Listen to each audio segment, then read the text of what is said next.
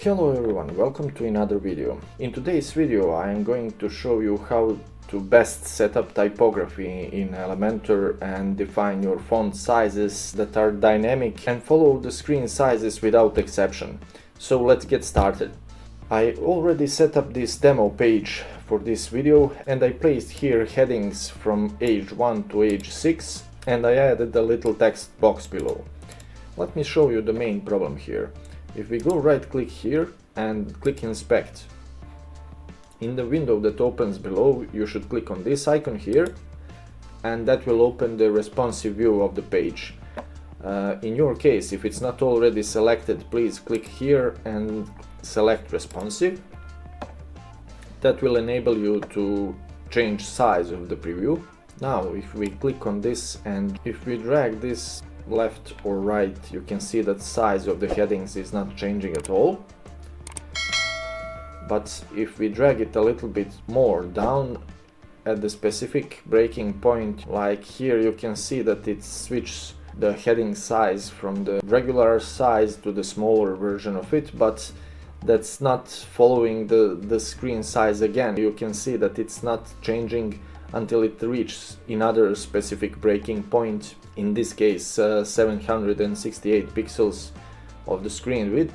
And then if you continue resizing it down, it keeps the same size as you can see, and that's for the mobile view, and headings are not changing the size at all.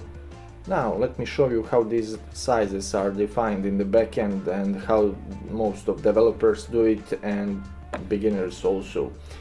When we go to the edit of this page, as you can see here, all of these headings are defined semantically to be age tags from age 1 to age 6, like this. And in style, all of them have a selected primary as default font, which is global primary, which is by default defined by Elementor when you already install it and when you pull these headings to the page. Now let's see from where these headings are getting their font size and where it is set up. Let's go to the site settings. When it opens, then we go to the typography under the theme style. And here you can see main typography settings, like for the body, which is in this case text, and links, and all of the age tags. For testing purposes, I defined the custom font size for all of those, and as you can see, if we click here on the pen icon, you can see the font size. In this case it's in rem, and here we have defined size for it, and that's also defined for the tablet view and for the mobile also. Now let's return it to the desktop view. And I usually get these sizes from the website called Typescale. As you can see, it's typescale.com, and I usually select here major third for desktop heading sizes. As you can see here, it's 3.815, and in this case it's also 3.815. Let's enlarge this section by clicking here. As you already can see, I use this website just because it defines the decremental heading sizes from age 1 to age 6, and it also offers the text size and for smaller text versions also. If you don't like these sizes, of course you can adjust them by clicking here. For example, perfect fourth or even minor third, or define them by your likings.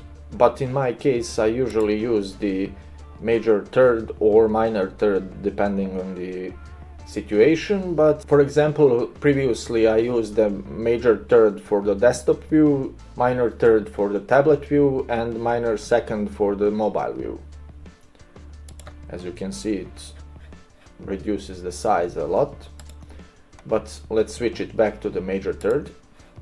If we switch back to the editing of the page, as you can see, it's quite difficult to define all these sizes, and it requires you to enter each value manually for mobile, tablets or desktop.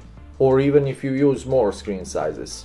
Not to mention that on the front end part you don't have ability to dynamics resize those fonts, but they're switching between these three sizes depending on the screen resolution, or actually in this case breaking points that are already defined in the Elementor, which are 786 pixels as you can see here, and 124 pixels as you can see here.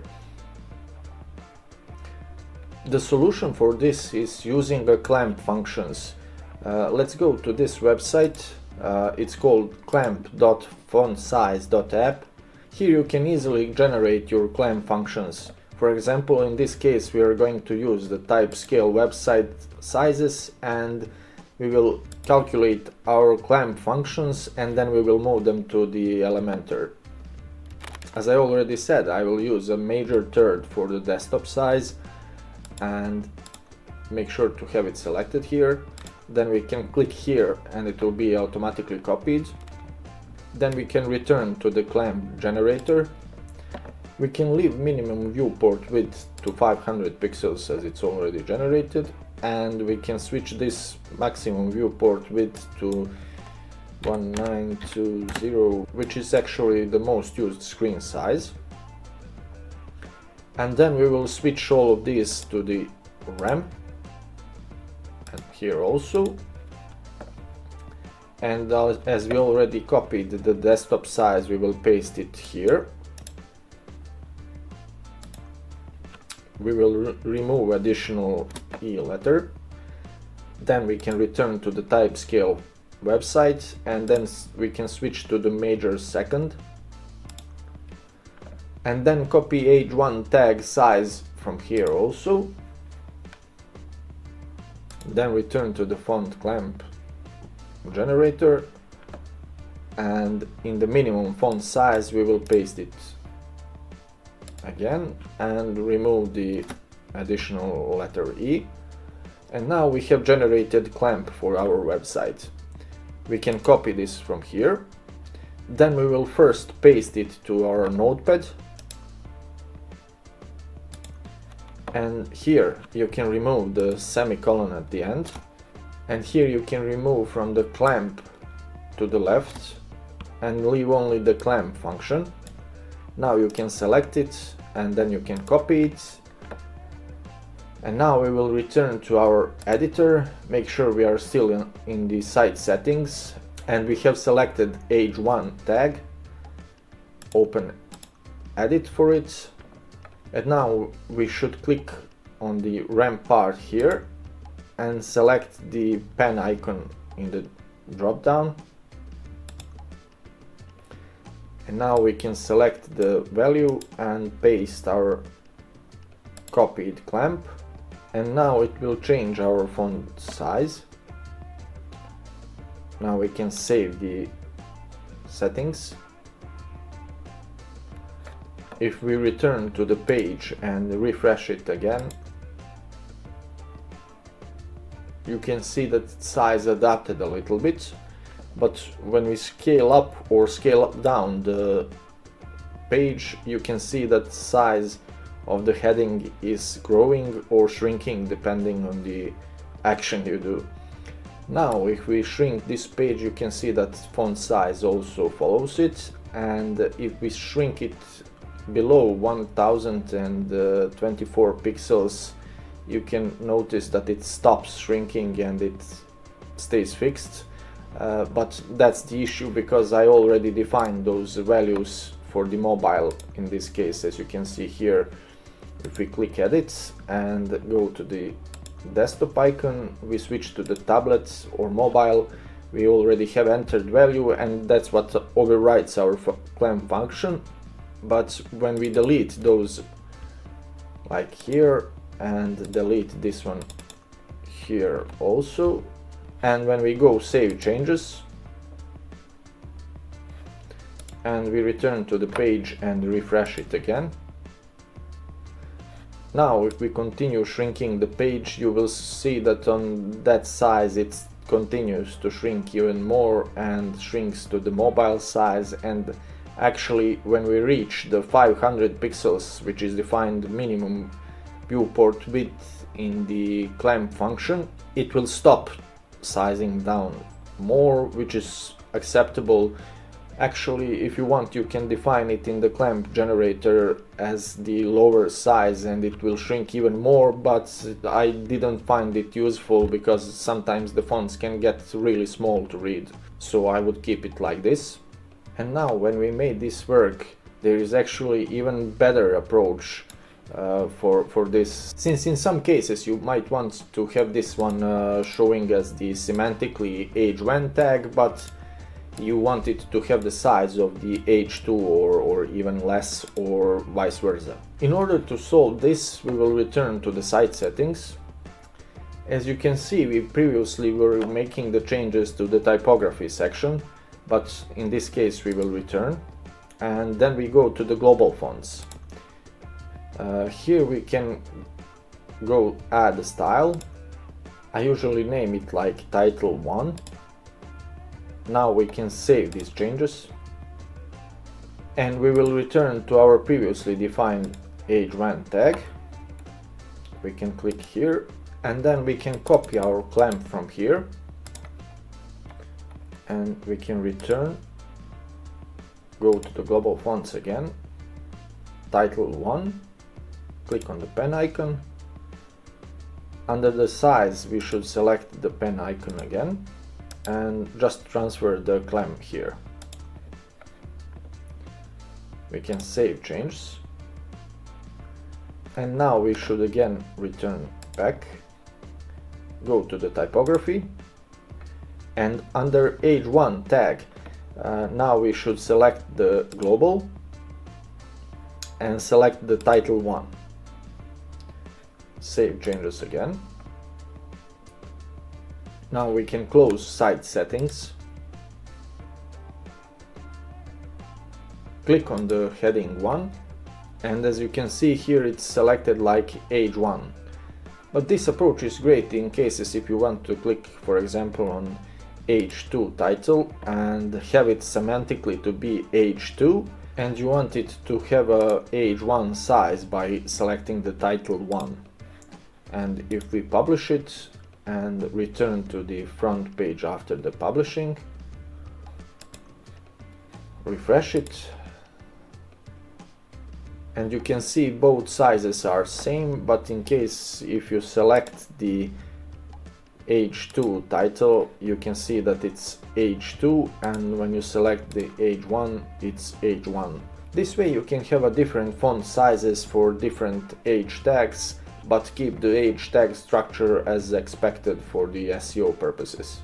Then we will return again to the site settings, and now I will go again through the whole process just to show you how quick and how easy it is, and I will define the h2 tag clamp function, and I will use it to display it correctly.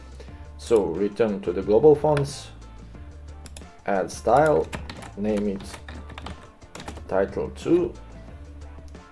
We can click the pen icon, we can switch it to the pen icon again. Here in size we will paste our clamp.